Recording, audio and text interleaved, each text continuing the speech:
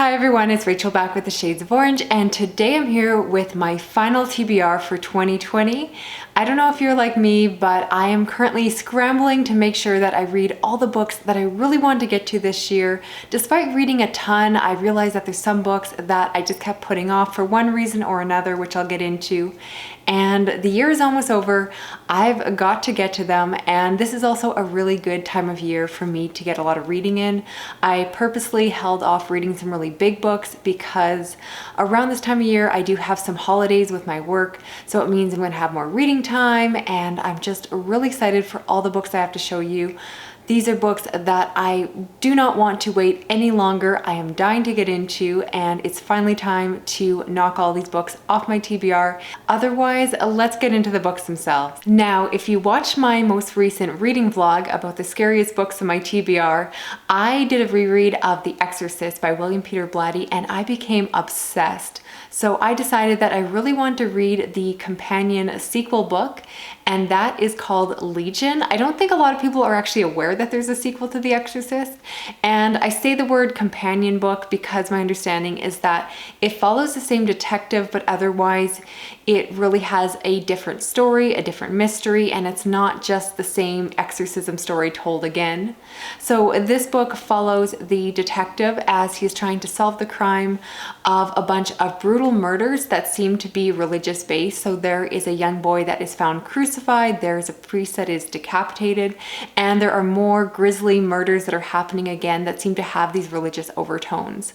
Beyond that, I don't know if anyone's actually going to be possessed, so I don't know if it's going to be more of a dark thriller, but I'm definitely here for that.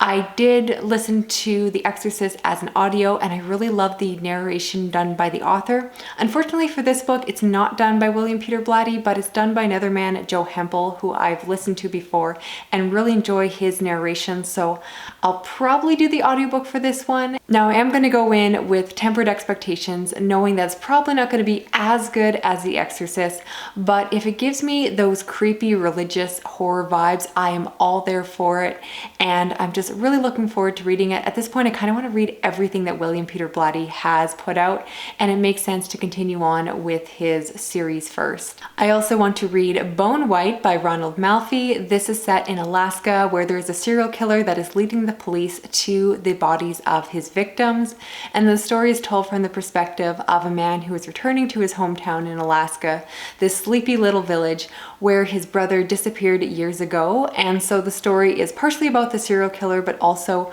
about what happened to his brother. From the synopsis, it sounds like there's going to be some kind of paranormal aspect to it, which I would expect because I believe this is classified as horror. And I'm going to be reading this with my high tier patrons, my kindred spirits, and I'm really looking forward to it because one of them, this is one of their all-time favorite horror books, and we share really similar reading tastes. So if she likes this, I probably will too. And of course, I loved reading December Park this year, so I'm very interested in reading more of Ronald Malfi's backlist. At this point, I just want to read everything that he's put out, and I've heard great things about this one, so I might as well start here. Now, as I mentioned before, I'm trying to read more Stephen King books, and the next one that I plan to get to is The Dead Zone. This follows a man who wakes up from a coma with the ability to see visions when he goes into a place in his mind that he calls the Dead Zone.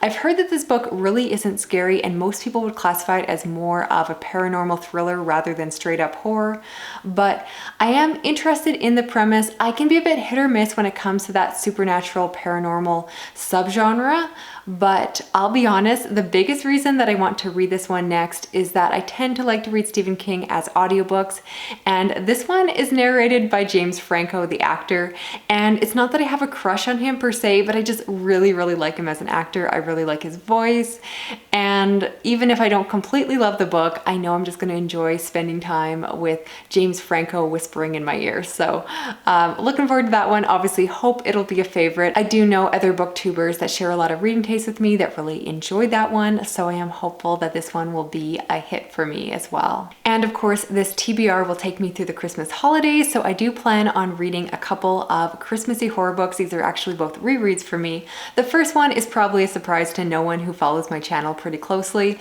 but yes, once again, I'm going to be rereading Nosferatu by Joe Hill, one of my all-time favorite horror books, and I am just really looking forward to getting back into this one. As always, I'm going to re-experience it via the audiobook because I love Kate Mulgrew's narration. She has this beautiful gritty voice, and this of course is a story of a young girl named Victoria who has the ability to find lost things, and there is a creepy villain named Charlie Manx that steals away children to Christmasland, hence the Christmas connection. There is a lot of playing of jingle bells and other references to the holidays throughout this book, and I just find it to be so much fun to reread this time of year. I just love it more and more every time I revisit it, and yeah, it wouldn't be the Christmas holidays if I didn't plan to revisit this book once more. Now, along a similar note, I also want to reread Krampus the You, Lord by Brom. This is a book I read a couple years ago, but my memory of it is honestly a little bit hazy and it's just overdue for a reread. This is a story that follows a songwriter who gets tangled up in a battle between good and evil when Santa Claus and Krampus basically go into this epic battle of the gods and supernatural beings that they are. And this is a really interesting one, and one that I like to recommend to people that are looking for a Christmas story that isn't necessarily very Christian based, because of course Santa is a secular figure at this point and Krampus is more based off of Norse mythology. So I really like the intersection of that. While, as you can tell from this video, I am a big audiobook reader, I'm definitely going to be reading the physical copy of this once again. There is an audiobook version, but if you do that, you're going to miss all the great pictures that are drawn by the author Brom himself. I'm so grateful to have a copy of this because it's definitely one that is going to be decorating my coffee table when I'm not reading it, but the book itself is excellent. I remember it to be very adult and vulgar and funny, and it's just dark and fantastical and twisty and exactly what I want to read this year. I am filming this the day that my patron book club poll ends, so unless something crazy happens in the last few hours, this will be the book that I'll be reading with my book club for December, and I'm really looking forward to discussing it with all of them. And speaking of my book club, for November we're going to be reading The Devil in the White City by Eric Larson. This is actually a nonfiction book, specifically a true crime book that follows H.H. Holmes during the Chicago Fair when he was going around and killing people in his murder house. I actually don't know much about H.H. Holmes. I understand that his house involved a crematorium and a gas chamber, and his murders were supposed to be like super grisly.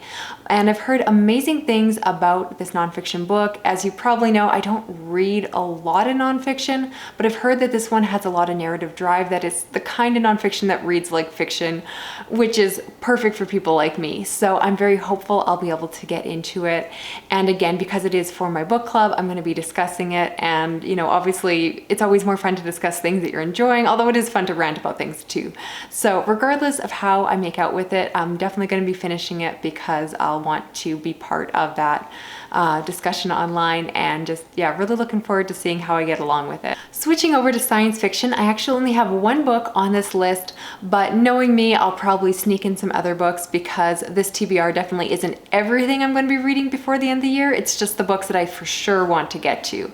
And this book is definitely going to take me a while, so I feel justified only having one science fiction book listed here, and that is Dune by Frank Herbert. Yes, I know that the movie has been postponed, but because everyone thought it was coming out at the end of this year, everyone else online has already read it, and I want to be part of that conversation. I want to know what it's all about. I understand it is an epic science fiction fantasy story that involves a planet where there is a commodity called spice that is very valuable, and there is a young man named Paul who is possibly a chosen one.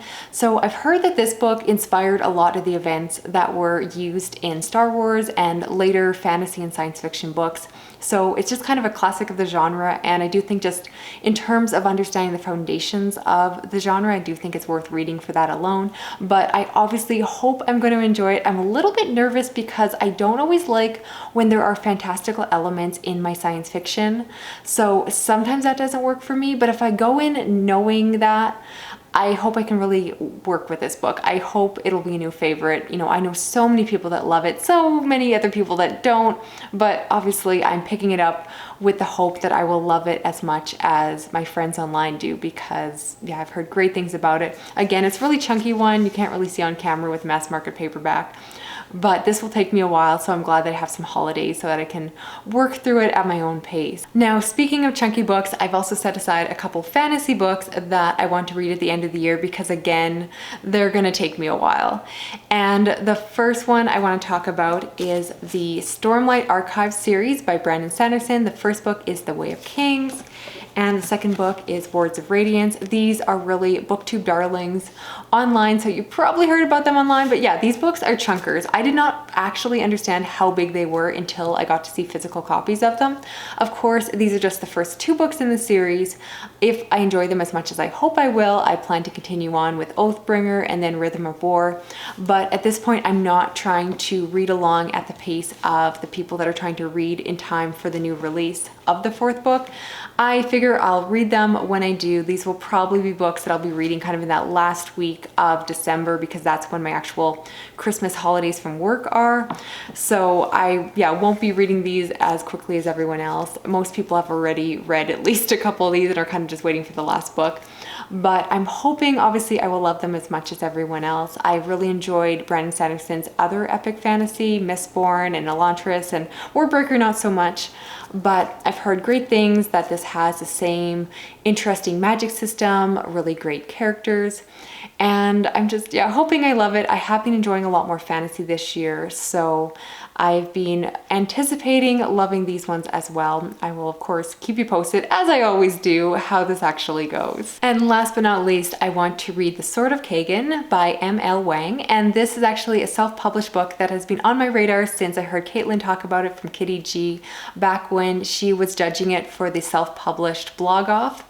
And now I feel like everyone else online has jumped on board and is reading it, and so I feel really left out because I was all proud that I put it on my TBR before the book got super popular, and now, like I said, everyone else has read it.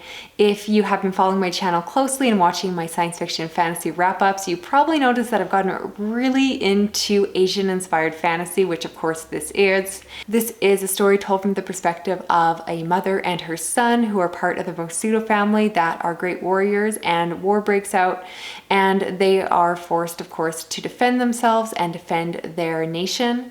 And I've just heard that this book has really good characters, really good magic, and it's just supposed to be incredibly compelling. And again, it's a longer book, so it kind of kept getting pushed to the end of the year, and I'm like, oh, I'll read that when I have more time, But, you know, we're at the end of the year, and I really don't want to wait another year to read this one, so definitely I'm hoping to get to this one very soon if possible. So that is it for this video. I feel like my TBR is pretty ambitious, but at the same time, it feels doable because these are all books I'm very excited about, and when I'm really enjoying what I'm reading, I just always find myself carving out time to read. Even if it means staying up way too late, I will make it happen. And I would love to hear from all of you your opinions on the books that I talked about, as well as share with me what are the books that you definitely want to get to before the end of the year.